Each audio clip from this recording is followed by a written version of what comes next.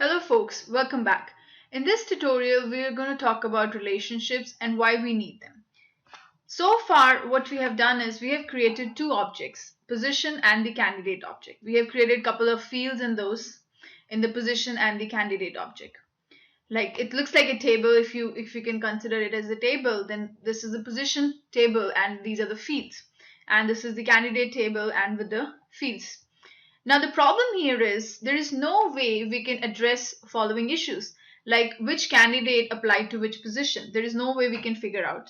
There is no common field between a position and a candidate, and there is no way we can figure out that okay, how many candidates apply to a single position or one candidate applied to how many positions. We cannot find these solutions with this position and candidate, because position and candidate are two independent entities or two independent objects, and we cannot find these answers.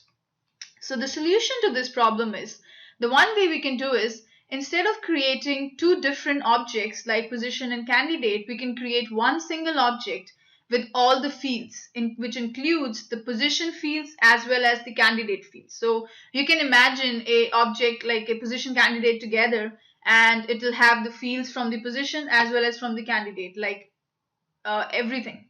So what will happen is it will grow, the table size will grow huge. There's one problem with this issue. The second is the duplication of data.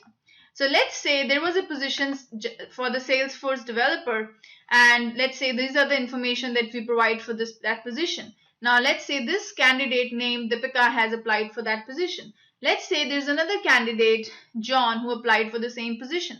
So basically, there is a lot of duplication of data involved here. We will be repeating the same information like position title, job description, skills required, max, minimum pay, location for these two candidates. So there will be a lot of duplication.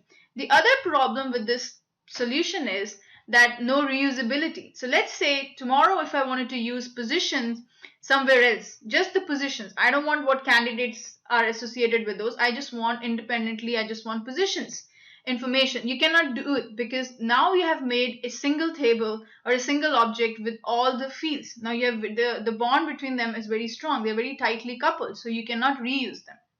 So this is the issues with the solution one. Now the solution number two is a relationship.